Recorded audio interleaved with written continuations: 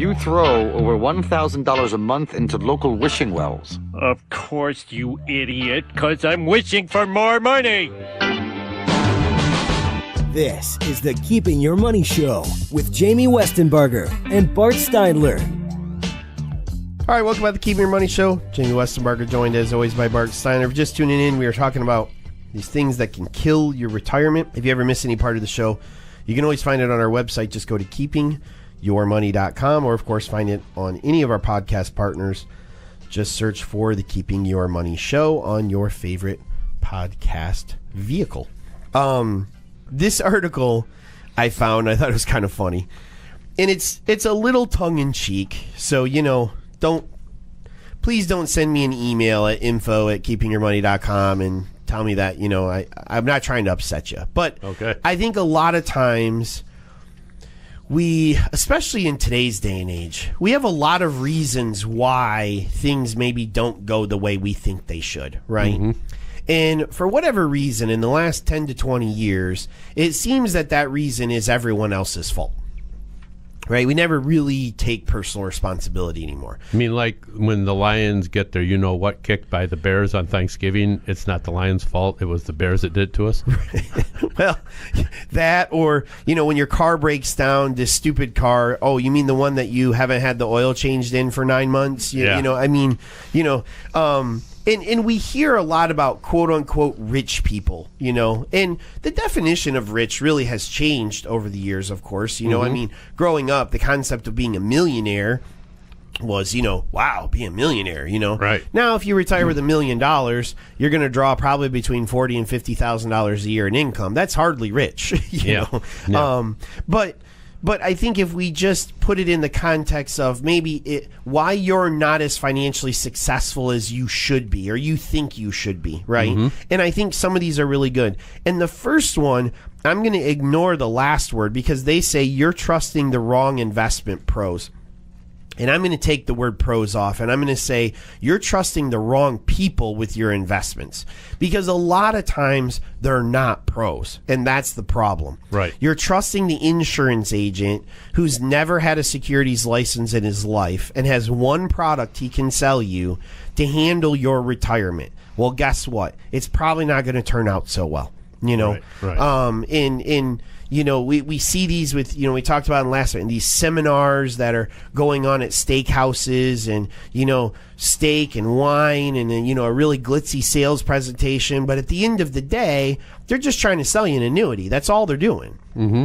Now, that's not to say whether that's, right for some people or wrong for some people, but they want to sell everyone in the room an annuity. That's why they're doing the presentation. It's the same solution no matter what your situation is. Right. So and you got to kind of, look at these things. Like if someone is inviting you and they don't even know you and they're inviting you for an expensive steak dinner just to hear their spiel, to hear their presentation, what is their motivation for doing that?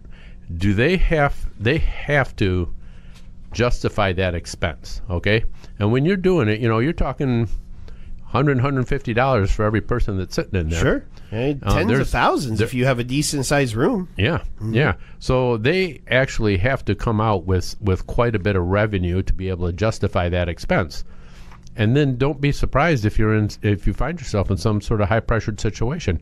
Yep. where they're pushing something on you, if it fits or not. Yep.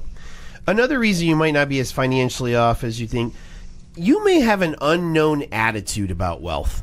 And we see this sometimes where, I grew up in Flint. Mm-hmm. Both my parents blue collar. One of the first people in my family to go to college. Sometimes it can be difficult to move from that to maybe work your way up the economic ladder a little bit because it feels uncomfortable, right? Mm-hmm. In today's day and age, we see wealthy people as snobs, as ungrateful, as, the rich people, Well, it's kind of like portrayed in the media. Right. In like a lot of movies and TV shows, mm-hmm. and things like that. But the reality is, I will tell you that we know quite a few wealthy people. Many of them are clients. You wouldn't pick them out of a crowd. The truly successful, wealthy people are not the flashy people, driving the Maserati with 6 homes. And I mean, those people exist, and Right. good for them. And I've got nothing against them. Right. But the average person just trying to put enough money away from retirement who's become financially successful is not that person. Don't be afraid to become financially successful because of the negative connotation you feel comes from it. Because I will tell you right now that when you're 80 and you have enough money to live comfortably, you will not care what people think about you. And it'll feel a lot better than being 80 and trying to figure out what you're going to do about the medicine you need to buy next month. It's a no-brainer. Right. So wash that negative connotation out of your thought. Another reason you might not be successful is you waste a ton of money. And this goes back to what we talked about last segment, Bart, not having a budget. Right. How do you know what you're spending if you're not paying attention to what you're spending? Right. And like we said in the last segment, the first item on the budget has to be saving for your retirement. And then your needs in living, and then the fun stuff comes last. Yep. And you can do it, but you have to examine how you're spending your money and parse it out so that there's enough to save, enough to live on, and enough to enjoy yourself.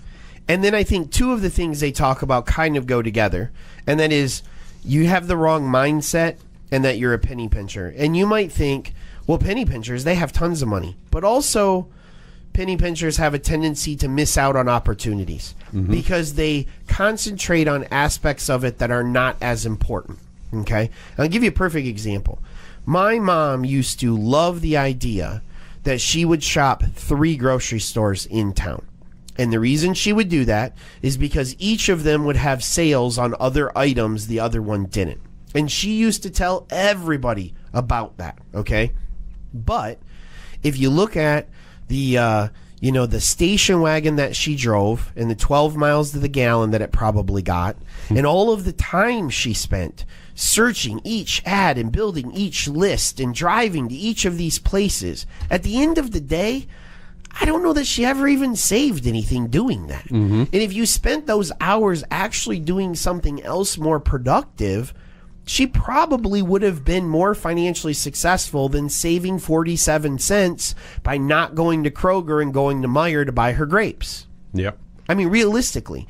And the other thing with that is when you get into the mindset, you talked about it, retirement is first. So often we see people talk about saving for retirement like it's optional.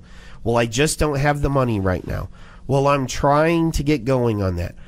Ladies and gentlemen, it's the same thing as housing. It's not a choice. You wouldn't decide whether you can or cannot afford rent. You just afford it, right? Right.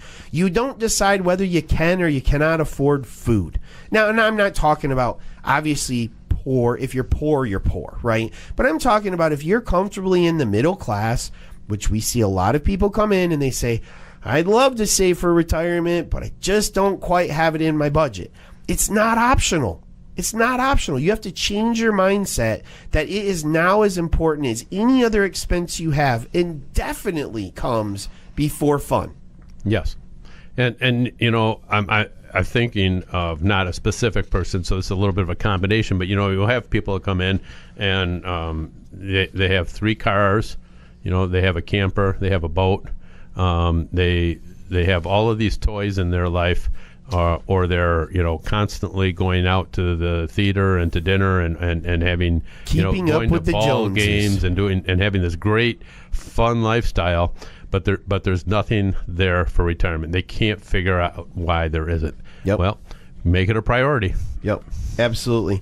And the last one, and this kind of ties into a couple things, but we see a lot of times people waiting for the big break. If I just get that raise, if I just get that bonus, as soon as I get this promotion, I'm going to be in charge in a couple years. Or the flip side of that, I'm waiting for the next whatever stock took Right. off in the past, right? Right. Man, I had a chance to buy Amazon at $9 and I didn't, but I know that chance is going to come again and I'm going to be ready.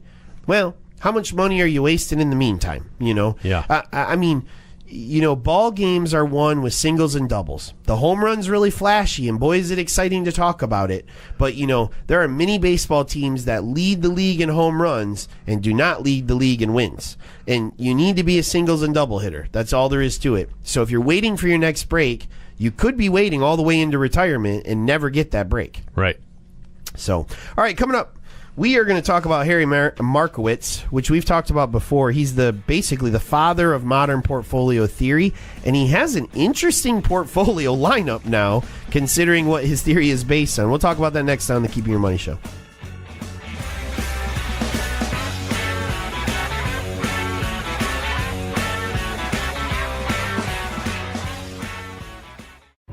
It's never too late to plan for your future, and the Keeping Your Money Show can help. Our team of advisors can answer questions you may have about investing your money. Through Securities America Inc., our advisors offer a diversified and comprehensive list of quality products and services. Call the Keeping Your Money Show at 1-888-98-MONEY or visit keepingyourmoney.com to schedule your free consultation.